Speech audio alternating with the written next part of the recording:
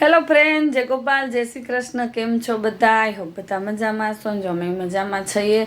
તો આજે છે બુધવાર અને અમે પરમ દિવસે અન્નકોટના દર્શન કરી આવ્યા, લાલવરાયજીના ભિયાળ. અને હવે આજે અમારે જવું છે સોમનાથ. તો જો વાગી ગયા છે 8 અને હું ને જસ અમે થઈ ગયા છીએ તૈયાર. કેમ કે અહીંથી અમે હું ને જસ જ જાય છે ને વિધિબેન તો સ્કૂલે ગયા છે ને એના પપ્પા જો આવવાના નથી. કેમ કે એને હવે દુકાને કામ ચાલુ થઈ ગયું છે એટલે હવે એ દુકાન જવાના છે ને અમે જવાના છીએ સોમનાથ. તો બસ જો 9ની ટ્રેન છે તો તમે વિડીયોમાં બન્યા રહ્યો એટલે તમને પણ અમે સોમનાથ મહાદેવના દર્શન કરાવીએ. અમે જો પહોંચી ગયા છીએ અહીંયા રેલવે સ્ટેશન. હવે ટ્રેનનો વેઇટ કરીએ છીએ. અમારા ભાઈ પહેલા લઈ તારે સીધ જવું કે ક્યાં જાય છે આપણે? સોમનાથ જવું છે. ત્યાં હું જઈને કરવું? મહાદેવના દર્શન કે દરિયા નથી જવું ને? ના દરિયો બંધ છે, દરિયા નથી જવાના. ખાલી મહાદેવના દર્શન કરીને રિટર્ન થવાનું છે. કપડા નથી લીધા લપ જોઈએ જ નહીં મારે. હે તો 5 રૂપિયા ટિકિટ થઈ ગઈ ભાઈ પહેલા આઈલા જતો એવું. હાલો તો બસ જો ટ્રેનનો વેઇટ કરીએ છીએ અને પછી આપણે ટ્રેન આવે એટલે એમાં બેસી જવાનું. તો અમે જો બેસી ગયા છીએ ટ્રેનમાં. હવે ચોરવાડ આવ્યું ને વડું આવ્યું. ચોરવાડનું સ્ટેશન વયું ગયું છે. અમારા નાસ્તા પાણી હાલે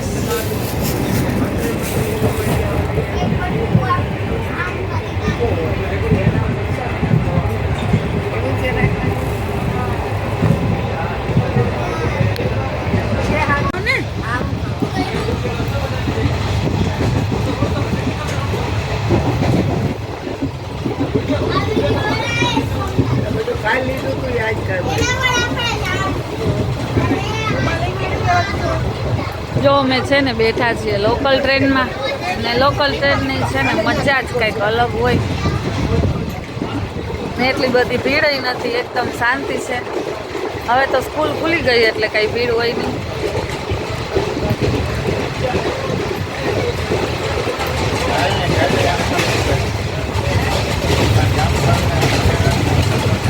તો બસ હવે અમે અડધી કલાકમાં છે ને હમણાં વેરાવળ પહોંચી જશું. અમે પહોંચી ગયા છીએ વેરાવળ અને હવે અહીંયાથી છે ને સોમનાથ મંદિરની રિક્ષા કરવાની છે. તો ચાલો તમે વિડીયોમાં કન્ટિન્યુ બન્યા રહ્યો. તો અમે જો સોમનાથ પહોંચી ગયા છીએ ને હવે અહીંયા ઉતર્યા ને હવે જાય છે દર્શન કરવા.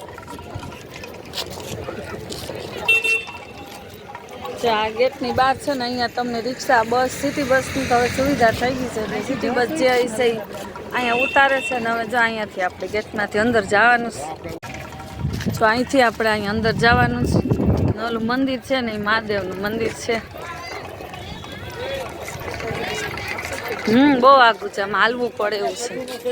એટલે વાહન છે ને થોડાક છેટા જ પાર્ક કરવાના છે, ત્યાં સુધી જ વાહનની લિમિટ છે. બહુ અંદર વાહનને જવા નથી દેતા. ને આજે તો જો આ માડો દિવસ છે ને એટલે શાંતિ છે.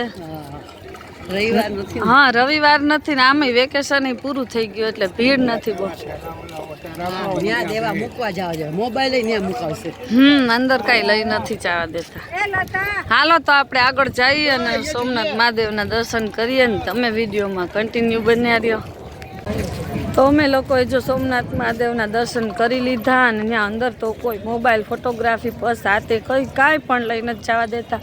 તો જે લોકો સોમનાથ ગયા હશે ને ખબર લગભગ બધા ગયા જ હશે અને જે ન ગયા હોય એ એકવાર જરૂરથી જઈ આવજો.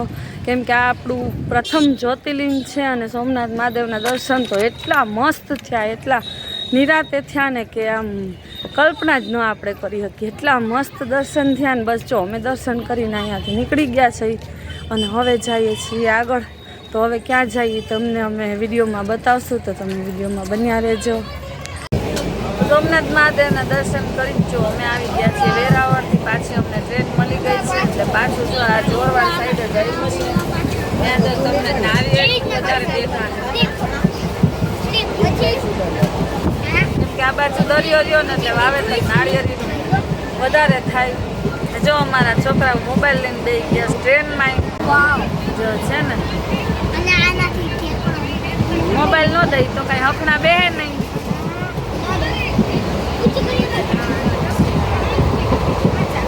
જો અહીંયા નાળિયેરિયું જ છે બધે, લાગત નાળિયેરી છે. કેમ કે દરિયો હોય ને ખારું પાણી એટલે નાળિયેર સિવાય કાંઈ થાય નહીં આ બાજુ. જો અહીંયા અમારા માસીબા શું કરે છે? બસ આ જ જો ડુંગળી ટમેટું કાઢ્યું હો ભાઈ.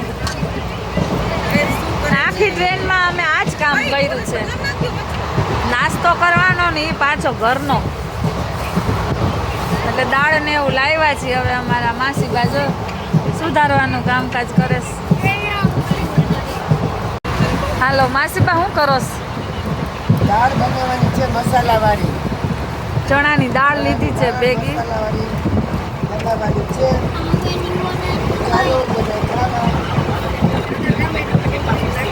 હમણાં જો કાકડી બનાવી હતી લીંબુ ને મીઠું ને નાખીને, તો ઈ ખાધી ને હવે આ દાળનો વારો આવ્યો છે. જામફળ ખાધા મસાલાવાળા. હા જામફળ કેટલા લીધા હતા ઈ ખાધા.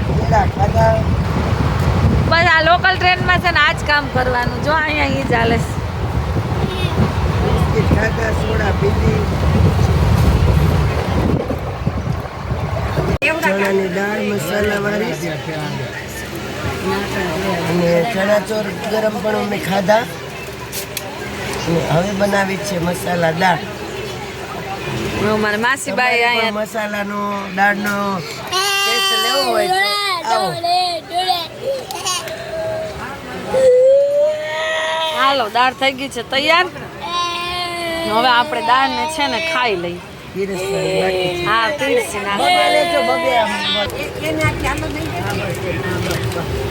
હાલો અહીંયા ભેળ પીરસાય છે.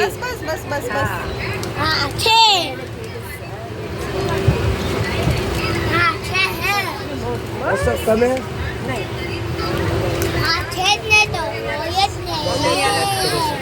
હાલો રુદુ તમે ખાવી તો લેજો પાછી. હાલો હવે મંડો જમવા. મીઠું નાખી જોઈએ ને. પધરાવો મીઠું. જો અમે આવી ગયા છીએ હવે સોમનાથ થી ઘરે, અને અમારે લતામાળી જો લંબાવી. લતામાળી થાકી ગયા ભેળ બનાવીને આખી ટ્રેનમાં. ને ત્યાંથી જો અમે આ ખરીદી કરી છે. ને આને કહેવાય દક્ષિણમુખી શંખ. આમાં રાતે જળ ભરીને રાખવાનું ને પછી સવારે આનો ભોળાનાથને અભિષેક થાય. ને કોઈ છોકરું બીમાર હોય કે ઢીલું હોય કે કોઈ માણસ ગમે એ આ છે ને શંખમાં ભરીને પાણી રાખે ને પછી સવારે પીવાનું તો બહુ સારું. તો બસ જો અમે આ છે ને સોમનાથથી ખરીદી કરીને લઈ આવ્યા છે. ને હાલો હવે આપણે જવું છે ઘરે, કેમ કે જમણવારનો પ્લાન છે ને ત્યાં છે. રુદ્રભાઈ તારે શું જમવાનું છે તો કે? ઓ ચા ભાખરી આવ્યા. ઓ ભાઈ ચા ભાખરી ખાવાસ તારે?